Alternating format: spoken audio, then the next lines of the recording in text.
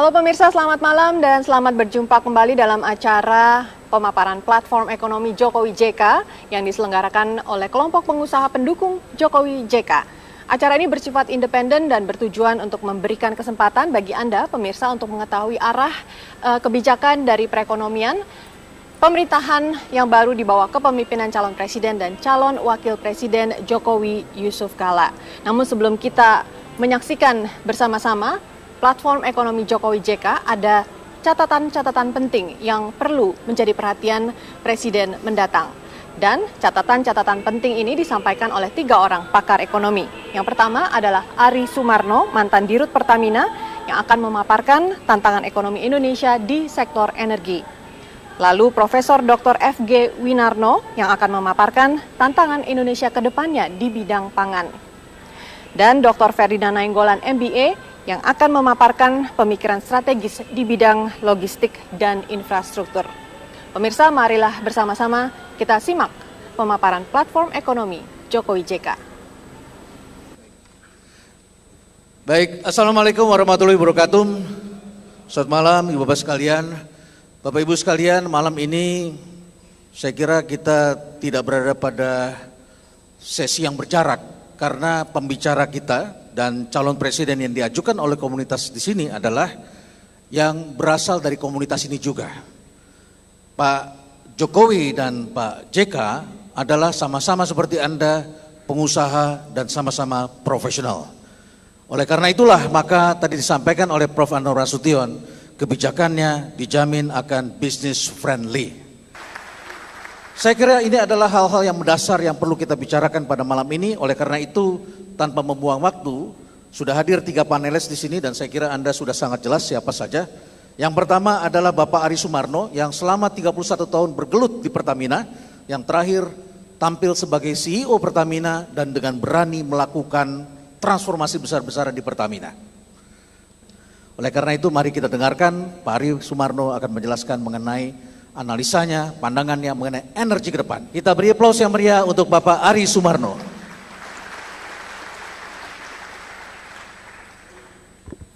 Bapak-bapak, Ibu sekalian, marilah kita pertama-tama melihat hal-hal penting, hal-hal utama di sekitar sektor energi yang menjadi warisan bagi pemerintah mendatang atau yang diwarisi dari pemerintah sekarang.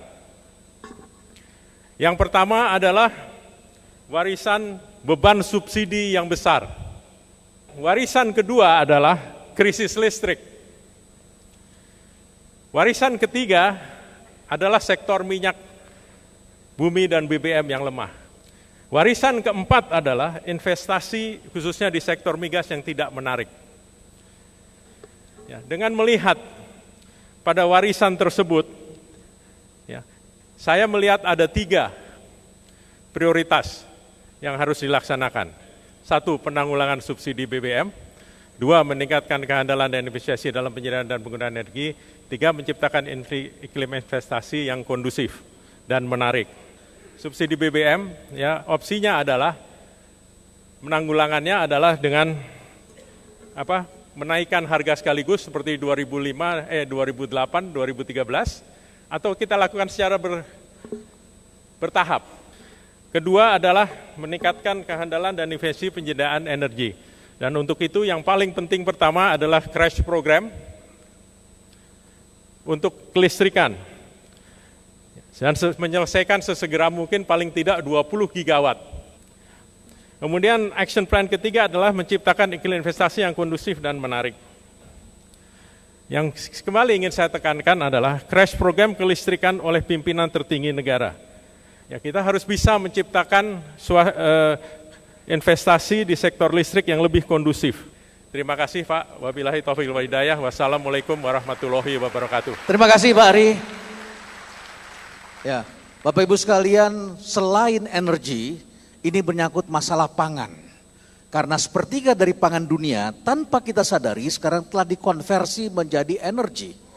Pembicara atau narasumber kita berikutnya adalah Profesor F.G. Winarno dan beliau melihat suatu titik yang agak berbeda tentang Indonesia. Kita sambut Bapak Ibu sekalian, Prof. Winarno. Kita kaya raya, Indonesia merupakan pusat biodiversifikasi dunia nomor 2 terbesar setelah Brasil. Indonesia terletak di Khatulistiwa, sesuatu yang istimewa karena itu disebut sebagai the Emerald of Equator. Hutan, gunung, sawah, lautan, simpanan kekayaan. Mengapa negara yang kaya raya ini rakyatnya merana dan tetap miskin? Indonesia masih mengimpor beberapa kebutuhan dasar manusia. Relatif kita itu baru bisa menghasilkan 25%. 70% diimpor dari luar negeri, dan kita menurut undang-undang harus berdikari bisa menyediakan sendiri dalam negeri pangan-pangan yang dibutuhkan oleh masyarakat. Indonesia mengalami gizi buruk 16%, itu berarti 36,7 juta gizi buruk. Hal-hal kasus gizi buruk yang terendah, yang sangat merana, marasmus, kwashiorkor terdapat di Indonesia dan khususnya di bagian-bagian wilayah Indonesia bagian timur. Indonesia negara bahari, dan saya mohon beberapa menit saja, saya berpendapat kita harus mengarahkan kembangnya layar ini ke arah timur agar kemajuan bisa merata. Terima kasih, kita beri aplaus untuk Prof. Winarno, terima kasih.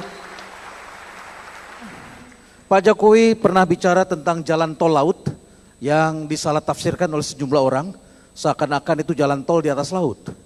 Padahal Indonesia sudah disampaikan tadi adalah negara kepulauan, yang tentu saja bagaimana kita membangun infrastruktur di dalamnya, yang tentu saja penjelasannya mengapa banyak orang yang sekarang bertanya, jeruk mandarin harganya jauh lebih murah daripada jeruk brastagi. Tentu ini ada penjelasannya. Dan untuk itu Bapak Ibu sekalian, di sini telah hadir narasumber kita, Dr. Ferdinand Nainggolan. Kita beri aplaus kepada Bapak Ferdinand Nainggolan yang akan membicarakan tentang infrastruktur.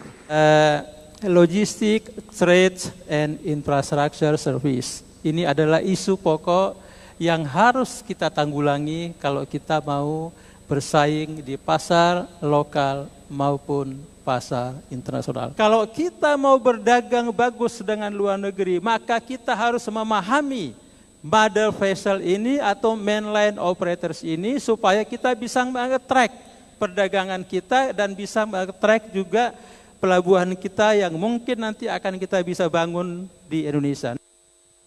Developing self-generating cargo port, inilah yang kita mimpikan bersama. Kita bermimpi suatu saat kita punya pelabuhan seperti ini, self-generating cargo port.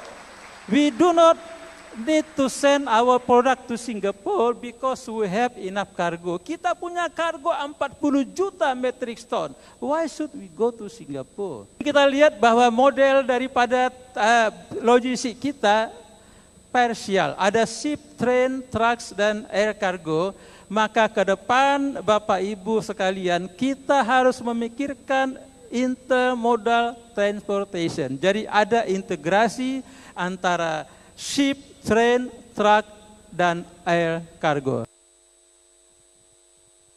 Jadi saya kira ini jelas. Saya satu pertanyaan aja Pak Ferdinand. Kesimpulannya apa yang menyebabkan kita menjadi mahal transportation dan logistik kita?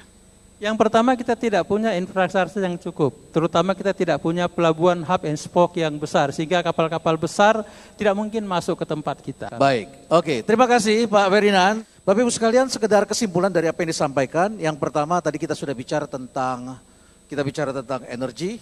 Pak Ari Sumarno mengingatkan pentingnya Presiden yang akan datang, Pak Jokowi JK, yaitu benar-benar menanggulangi masalah pasokan listrik. Ya, kemudian yang kedua adalah efisienkan investasi migas dan tangani atau tanggulangi subsidi dengan mempertimbangkan berbagai aspek, ya, terutama berbagai hal yang menekan belakangan ini menjadi suatu pilihan yang perlu dipertimbangkan. Kemudian kita sudah melihat dari Prof. Winarno yang menyampaikan masa depan pangan kita itu adanya di laut, di lautan. Dan terakhir adalah semua ini terkait dengan transportation cost yang sangat mahal di negeri kita, yang perlu ditata kembali, yang tentu saja perlu penanganan yang lebih serius. Tapi terlebih dari itu semua, Bapak Ibu sekalian, siapapun juga bisa memberitahu, ya, poin-poin seperti hal ini. Yang paling penting itu justru adalah siapa dan bagaimana memimpin negeri ini. Bukan semata-mata apanya, tapi bagaimana dan siapa memimpin menangani masalah-masalah mendasar. Pak Ari Sumarno dalam penutup kita tadi menyebut satu kata, jangan khawatir melakukan micromanagement. Karena disitulah letak kebobrokan birokrasi kita dapat diketahui oleh seorang pemimpin. Saya justru sangat mendorong Pak Jokowi, Pak JK teruskan belusuan Pak. Teruskan Pak belusuan. Karena disitulah kita mengetahui apakah kebijakan-kebijakan yang dijalankan di atas benar-benar mampu berjalan di bawah. Jangan khawatir karena mereka hanya sinis, ya, tetapi semua itu adalah benar adanya. Terima kasih Bapak Ibu sekalian. Kita beri aplaus kepada ketiga pembicara. Pemirsa, sesaat lagi kita akan saksikan bersama pemaparan platform ekonomi yang diusung oleh pasangan Jokowi JK dan disampaikan langsung oleh calon Presiden Jokowi. Untuk itu tetaplah bersama kami di Metro TV.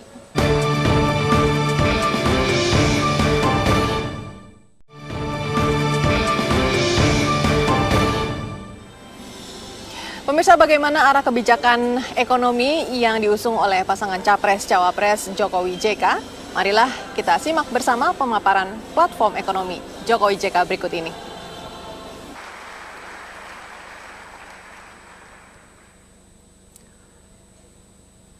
Assalamualaikum warahmatullahi wabarakatuh. Selamat malam, salam sejahtera untuk kita semuanya. Yang saya hormati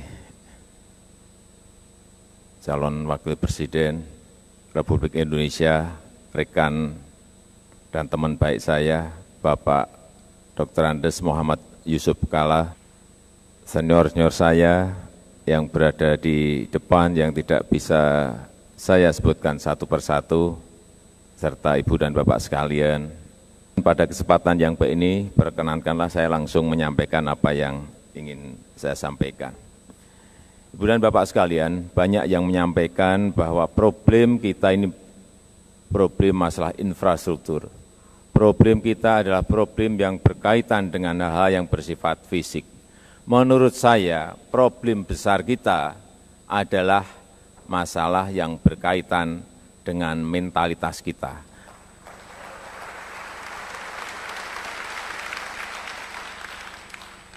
Percuma kita memiliki kekayaan yang sangat luar biasa, tetapi kita kedodoran di bidang yang namanya budaya kerja, etos kerja, karena memang itu tidak disiapkan dari sejak awal. Oleh sebab itu, ke depan, pembangunan manusia, pembangunan sumber daya manusia merupakan hal yang pertama yang akan kita lakukan 5 tahun ke depan. Ini posisi pertumbuhan ekonomi kita. Kalau kita lihat, ya cukup baik, tetapi kalau kita lihat yang di samping Gini rasionya 0,41. Ini ada sebuah gap yang semakin lebar antara yang kaya dan yang miskin, antara wilayah yang ada di barat, di tengah, dan di timur. Oleh sebab itu saya kira ke depan yang lebih diutamakan adalah pemerataannya. Pertumbuhan ekonomi penting, tetapi pemerataan juga sangat penting. Ke depan, ini ke depan. Jadi dalam rangka pembangunan sumber daya manusia ke depan, menurut saya yang namanya di SD itu mestinya 80-20. 80-nya adalah pembentukan sikap dan karakter. Tidak seperti sekarang yang 80 pengetahuan, yang 20 karakternya, terbalik. Kemudian di SMP baru 60-40, tetap karakter masih yang nomor 1. Baru di SMA, SMK mulai dibalik. 20-nya karakter, 80-nya pengetahuan dan keterampilan. Ini menurut kami ke depan seperti itu. Sehingga perlu evaluasi lagi kurikulum kita. Kedisiplinan karakter saya kira harus dibangun sejak awal, sejak anak-anak. Disiplin ini juga harus segera kita perbaiki lagi, karena ini akan menimbulkan sebuah produktivitas yang tinggi. Ini larinya ke ekonomi nanti. Karena kalau manusia-manusia Indonesia itu karakternya baik, disiplinnya baik, akan muncul sebuah produktivitas. Produktivitas ada akan memunculkan daya saing. Ini yang sering dilupakan oleh orang. Dan mental-mental seperti ini akan muncul kalau kita lihat seperti di gambar. Ada etos kerja, ada budaya kerja yang baik, karena memang sejak kecil sudah dibangun yang namanya karakter, budaya kerja, etos kerja, dan etika. Jadi jangan dipikir bahwa yang namanya pendidikan itu tidak ada hubungannya dengan ekonomi, bahwa pembentukan karakter itu tidak ada hubungannya dengan ekonomi. Ada, saya pastikan ada. Kemudian yang saya lihat, kalau kita lihat negara-negara yang meloncat maju, selalu di dalam kotanya, setiap kota yang saya puteri, baik di Jerman, baik di Korea, di Singapura, Jepang, semuanya ada yang namanya teknopark. Selalu teknologi itu diberikan tempat, teknologi selalu diberi ruang, teknologi selalu diberi tempat yang paling baik, teknologi apapun. Kalau di Indonesia, saya kira ini karena penduduk kita adalah agraris, pertanian harus menjadi hal yang paling penting untuk kita perhatikan secara serius. Yang pertama yang saya lihat, kenapa petani kita tidak sejahtera. Pertama, mereka terbebani oleh masalah-masalah yang berkaitan dengan harus beli pupuk. Ya, pupuk memang harus beli. Berkaitan dengan pestisida yang mereka harus beli, berkaitan dengan bibit yang juga harus dibeli. Kalau kita ingin mensejahterakan petani, mestinya mereka jangan dibebani oleh hal-hal yang tadi saya sampaikan. Pupuk yang tidak selalu tepat waktu, pestisida yang harus beli, padahal sebetulnya kalau mereka mau memakai pupuk kompos itu tidak beli. Ini hanya kebiasaan saja. Kemudian kalau mau memakai pestisida alam itu juga ada, dan itu tidak membebani kos di dalam mereka berproduksi. Kemudian yang ketiga juga hal-hal yang berkaitan dengan bibit atau benih. Ini kita banyak impor sehingga beban petani itu tidak semakin enteng tetapi semakin berat. Berat karena lahannya sempit. Kemudian yang kedua karena terbebani oleh kos-kos produksi yang tadi saya sampaikan. Yang kedua menurut saya yang berbahaya ke depan adalah yang berkaitan dengan konversi lahan. Dari lahan pertanian, sawah padi, ladang padi, kebun ubi-ubian, hutan sagu, dikonversi ke kegiatan yang lain. Untuk perumahan, untuk industri. Sebetulnya perumahan enggak apa-apa, tapi jangan ngambil yang namanya lahan produktif. Untuk pertambangan. Kemudian pelatihan bagi petani, ini penting sekali. Petani kita ini sudah terlalu lama kita biarkan. Mereka kerja apa ya dibiarkan, mereka mencangkul ya dibiarkan, mereka pakai pupuk apa juga tidak pernah ada yang memberikan kawalan, memberikan bimbingan. Dulu ada yang namanya PPL, petugas pertanian lapangan. Ini mestinya mendampingi terus petani, sehingga mereka selalu diarahkan dan diberikan bimbingan. Kemudian juga antara petani dan pasar ini terlalu jauh, sehingga yang di tengah inilah yang bermain-main. Tengkulak-tengkulak yang ada di desa itu lah yang sering memainkan petani, sehingga apa? Akhirnya petani terbebani dan sawah sering banyak yang ditinggalkan karena memang antara yang dikerjakan dan yang nanti dijual betul-betul sudah tidak ada untungnya sama sekali. Yang keempat, bank yang khusus untuk petani, ini kita juga tidak memiliki, sehingga petani banyak yang kena ijon, kecil-kecil mungkin hanya 1 juta, hanya 1,5 juta, tetapi mereka terkena ijon karena mereka tidak mempunyai akses untuk masuk ke permodalan, sehingga bank petani diperlukan. Pembangunan irigasi baru, kita lihat dalam sekian tahun ini dapat dikatakan tidak ada. Buat bendungan sudah sekian tahun juga dapat dikatakan tidak ada. Sebab itu ke depan kita mentargetkan ada 25 bendungan yang akan kita bangun. Tentu saja komplit dengan irigasi sampai ke sawah. Kita pernah berbicara rice estate, pernah berbicara mencetak sawah baru, tetapi kalau bendungannya tidak dibangun, airnya dari mana? Pertanyaannya. Mestinya bendungannya dulu, irigasinya dikeluarkan, baru sawahnya yang bisa dikerjakan, tidak dibalik-balik. Membuat sawah, airnya dari mana? Bendungannya ada di mana? Ini semua perencanaan lama, ada kurang lebih 74 bendungan yang harus dikerjakan, tetapi belum ada satupun yang jadi. Kalau kita berangan-angan swasembada pangan, swasembada beras, kalau infrastruktur dasar bagi pertanian tidak dikerjakan, jangan bermimpi, jangan bermimpi, jangan bermimpi. Pemirsa, tetaplah bersama kami, jangan kemana-mana. Pemaparan platform ekonomi Jokowi JK masih akan kembali sesaat lagi.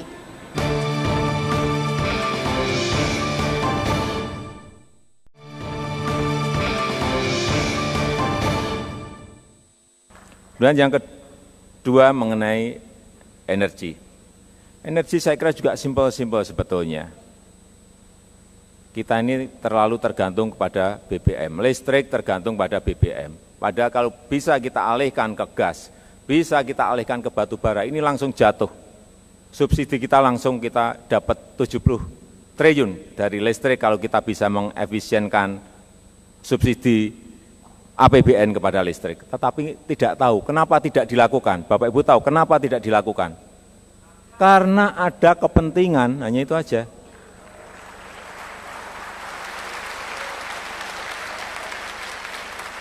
Jangan dipikir rumit-rumit, saya itu orangnya sederhana. Jangan dipikir karena manajemennya sulit, jangan dipikir karena infrastrukturnya sulit. Saya selalu sampaikan, kalau waktu saya jadi wali kota, waktu saya jadi gubernur, saya juga enggak mau berpikir yang rumit-rumit. Kalau ada yang rumit ya disederhanakan, kalau ada yang sulit digampangkan, jangan dibalik-balik. Ini hal yang sangat gampang tetapi disulit-sulitkan.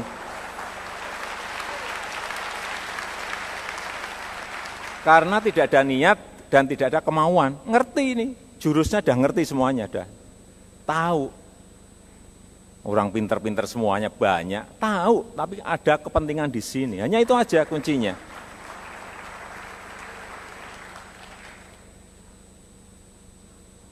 Listrik tahu semua lah, nggak usah dicerita-ceritain. Kalau mau buat listrik berapa megawatt juga gampang.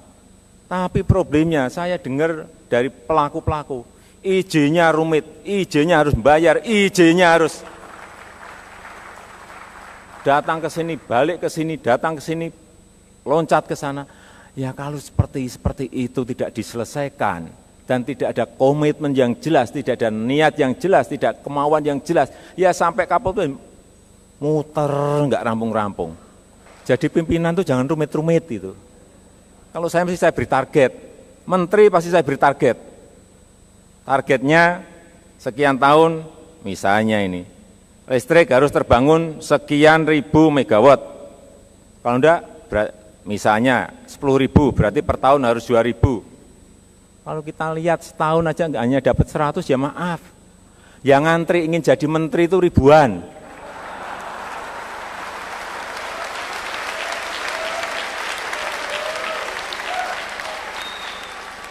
Menteri jelas nggak bisa, saya terbiasa kerja ekspor itu 3 hal, ekspor itu pegangannya. 1, competitive price. Yang kedua, quality. Yang ketiga, on time delivery, hanya itu aja. Pegangannya hanya itu. Harganya baik, kualitasnya baik, tapi kirimnya terlambat ya sudah, sorry. Buyer pasti langsung pergi, langsung hilang. Saya 24 tahun hidup dalam prinsip 3 hal ini yang terus saya ikuti. Kayu, masalah perkayuan, nyetel mesin juga bisa nyetel sendiri karena saya selalu ada di lapangan. Juga waktu jadi wali kota, jadi gubernur, kenapa saya selalu ada di lapangan? Karena saya ingin tahu problem-problem real yang ada di rakyat, yang ada di masyarakat. Masalah perizinan, ini yang ruwet di daerah, enggak di pusat, ruwet itu ada di sini, di perizinan. Saya dulu yang di Solo membuat one stop service, yang pertama kita buat hanya dalam waktu 3 bulan, di sini Saya hampir 8 bulan merancang ini dan selesai. Itu pun masih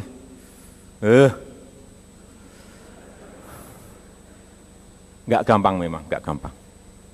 Selalu kita kontrol, kita awasi, kita cek. Belum juga bisa 100% sesuai yang saya harapkan. Tetapi paling tidak sudah ada perubahan. Dulu siup, ngurus siup bisa sebulan, bisa 2 bulan, bisa 3 bulan, tergantung berapa yang diberikan. Sekarang jelas, syaratnya jelas, bayarnya jelas, 5 hari harus selesai.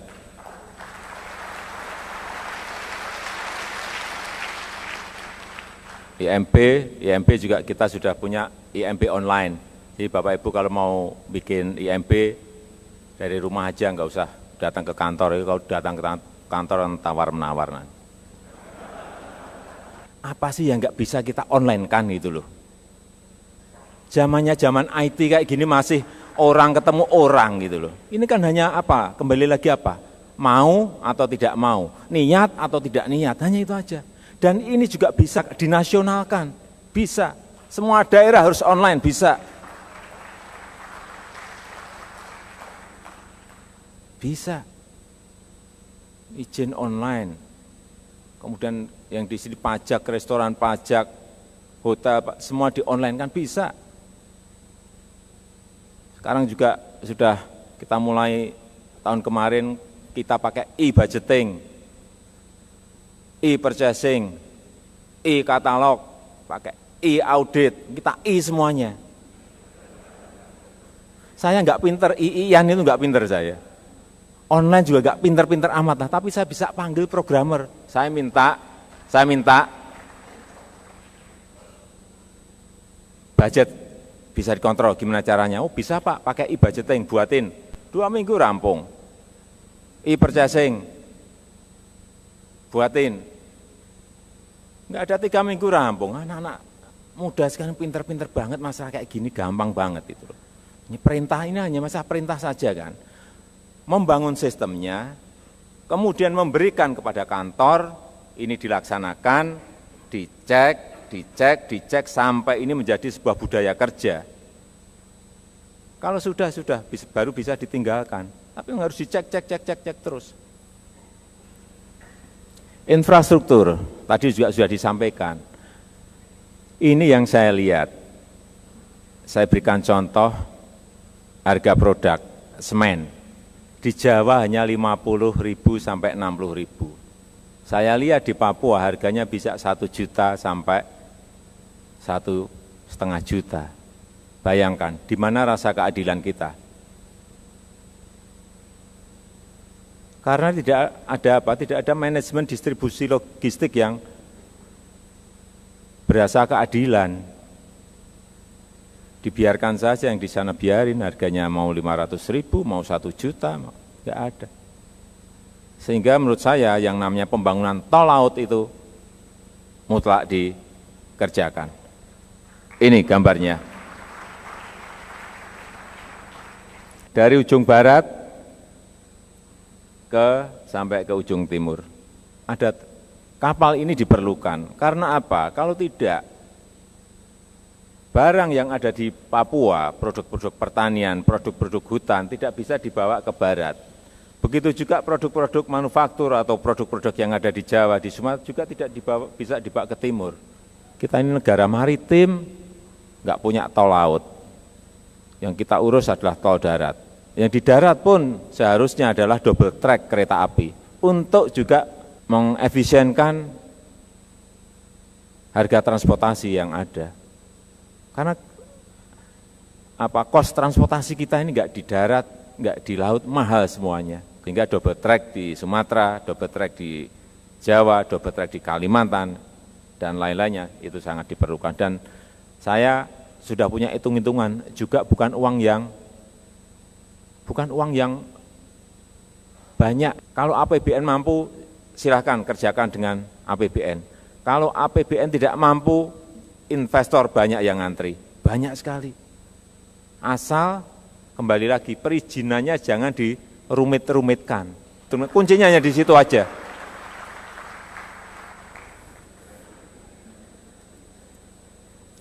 Kalau ekonomi ini akan baik, Bapak Ibu.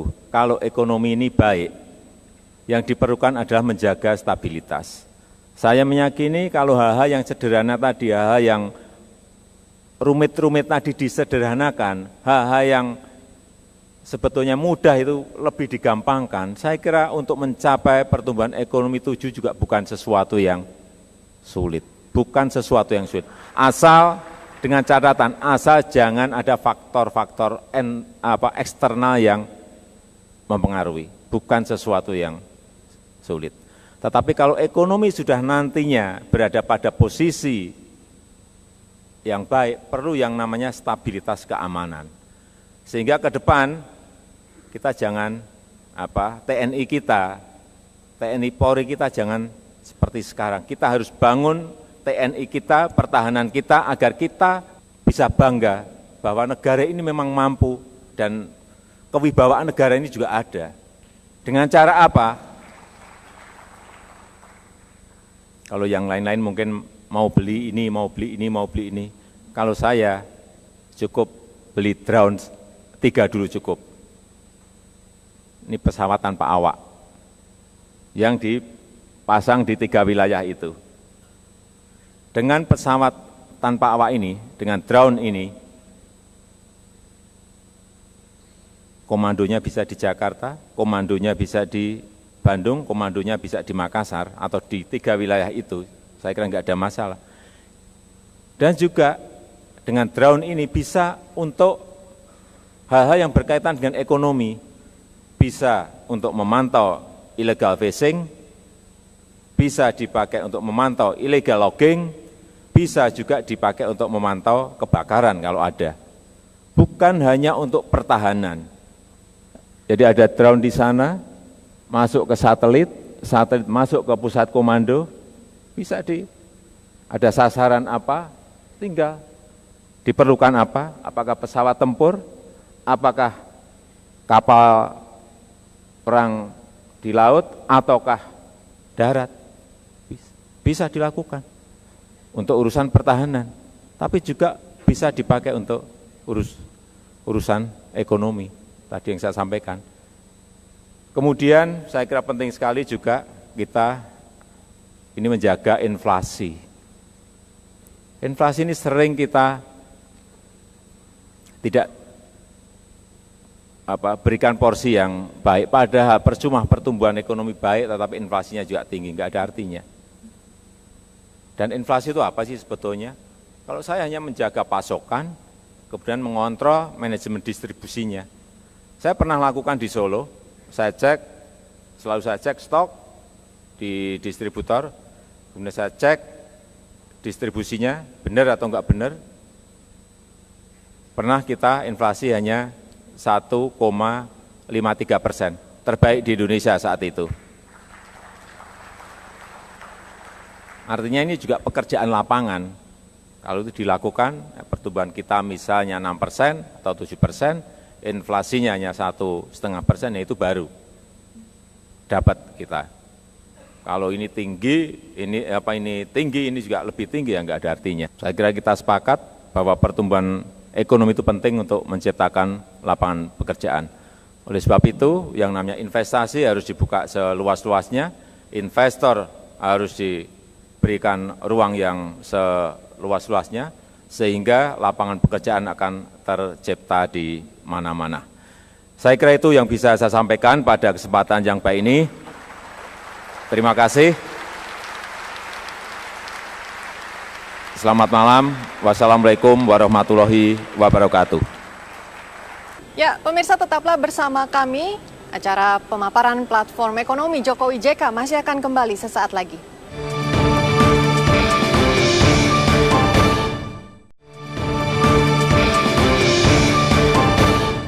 Suatu paparan ekonomi yang integrated, modern integrated.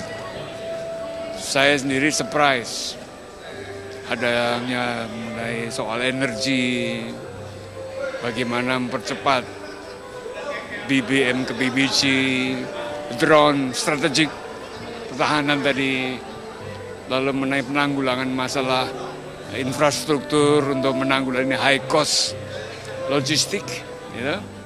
Tapi yang paling penting buat saya yang menarik tadi, semuanya ini tidak bisa diapa-apakan tanpa adanya the mindset atau mindset mental revolution tadi.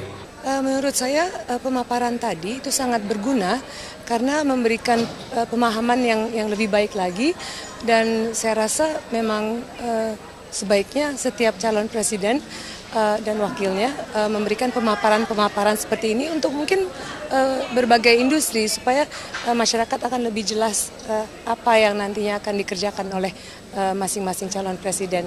Saya rasa sangat berguna. Saya pikir pemaparannya simple, baik, dan ini menurut saya prioritas-prioritas memang kita pengusaha perlukan, terutama kita melihat sendiri bahwa dia ingin menurunkan high cost ekonomi kita dengan betul-betul tidak mempersulit izin-izin yang ada, juga membuat hal-hal prioritas ya, apakah untuk pertanian, terutama infrastruktur kita, mengurangi high cost ekonomi kita dalam logistik kita dan lain-lain ya. Tapi memang apa yang ditegaskan oleh Pak Jokowi yang saya dukung 100% itu adalah perubahan mental daripada sistem pendidikan kita harus ubah. Inilah pemimpin yang kita ingin, dia simple, dia mau betul-betul melakukan hal-hal ini dengan apa yang sudah dia buat selama ini, dia performance dia di Solo, apakah performance dia di Jakarta juga. Dan ini saya pikir dengan kombinasi dengan Pak Yusuf Kalla yang jauh memiliki pengalaman di dalam pemerintahan pusat, ini saya pikir is the best combination buat kita pengusaha-pengusaha.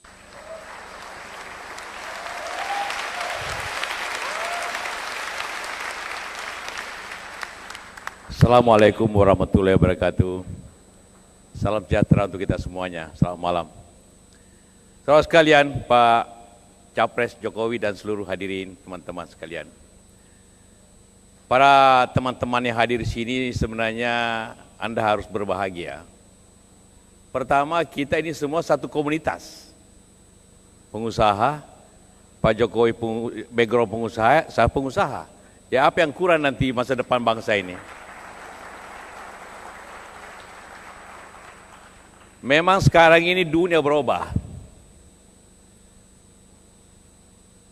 Pengusaha pensiun, kemudian menjadi pejabat. Pejabat pensiun dan jadi pengusaha. Jadi berputar saja dunia sebenarnya. Jadi semua Anda ini punya kesempatan jadi pejabat nanti. Ya, itulah dunia Indonesia yang khas, terjadi perputaran suasana. Saya kira saya tidak akan menambah banyak, karena Pak Capres kalau sudah menyampaikan, Wapres tinggal sedikit menambah detail-detail, jadi tidak akan menambah begitu.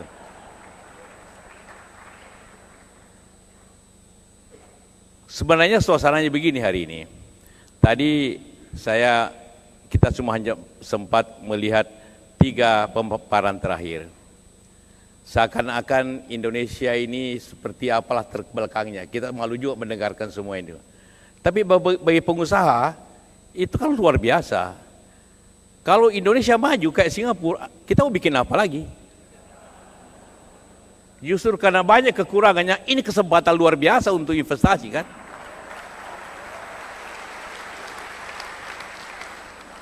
Kalau pelabuhan ada, jalan ada, ini apalagi kita harus bikin?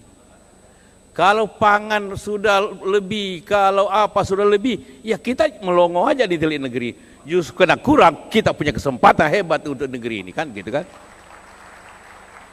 Nah, inilah luar biasa malam ini. Jangan lihat pesimisnya, lihat optimisnya. Sama dengan cerita klasik tentang dua salesman datang ke Afrika jual sepatu. Satu mengatakan bahaya di sini, orang tidak pakai sepatu. Tapi yang optimis mengatakan ini hebat di sini, orang belum pakai sepatu, jadi kita bisa jual sepatu banyak. Jadi negeri kita mempunyai kemampuan. Kemudian persoalan implementasi, apa yang dikatakan Pak Jokowi tadi, tidak ada yang susah. Kita punya pengalaman banyak. Tadi Pak Ari sudah menyampaikan, ya dulu kita juga begini, tapi 3 tahun kita semua ganti orang memasak di Indonesia dari minyak tanah ke LPG. Tidak ada masalahnya. Orang harga minyak naik, kita robah 3 kali naikkan BBM. Tidak ada juga yang marah. Yang marah juga politisi, rakyat ternyata tidak marah kan. Kita bikin listrik 10.000, Jalan, tidak ada uang, jalan juga. Cuma selembar tanda tangan aja kita teken, bisa jadi. Kemudian 5 tahun kemudian tidak ada, karena tidak ada yang mau teken. Itu aja perbedaannya kan.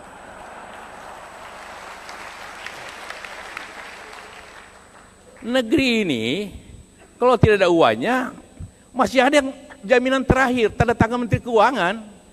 Nah tidak ada yang mau teken gimana? Sekarang nanti ada Pak Jokowi yang perintahkan teken, selesai persoalan kan. Masa orang tidak percaya negeri ini kan, seperti itu. Kita bicara pangan. Minta maaf, 2008, 2009 kita tidak impor pangan lagi. Hanya satu, intinya teknologi. Kalau teknologinya maju, kita terkebelakang bukan karena teknologi. Apa yang dikatakan Pak Jokowi tadi tentang mental. Ingat nggak Jepang, ingat nggak Jerman, habis perang, apa yang sisa? Guru. Semangat. Dan dia bangkit jauh lebih hebat daripada yang menang. That's all. Hari ini memang bukan hari yang gampang. Siapapun presiden bukan hari yang gampang. Semuanya defisit, perdagangan defisit, neraca panjang defisit, anggaran defisit. Tapi karena itulah dibutuhkan kemampuan. Disitulah Anda memilih siapa yang sanggup dan siapa yang tidak sanggup. Itu aja. Terima kasih. Assalamualaikum warahmatullahi wabarakatuh. Cawapres Bapak Yusuf Kala.